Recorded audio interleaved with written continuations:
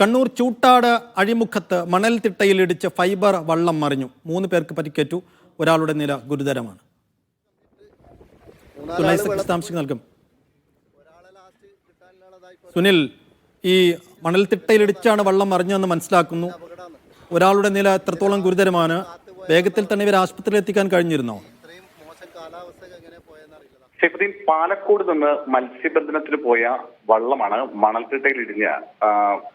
മണൽത്തിട്ടയിലിടിച്ച് അപകടമുണ്ടായിരിക്കുന്നത്. Fibre ബോട്ടാണ്.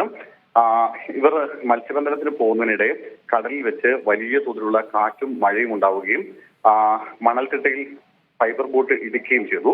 ഇതേ തുടർന്ന് ഇവർ ചൂട്ടാട് ബീച്ചിലേക്ക് അടുപ്പിക്കാനുള്ള ഒരു ശ്രമം നടത്തി. പക്ഷേ അതിനിടയിൽ ബോട്ട് മുങ്ങിപ്പോവുകയായിരുന്നു.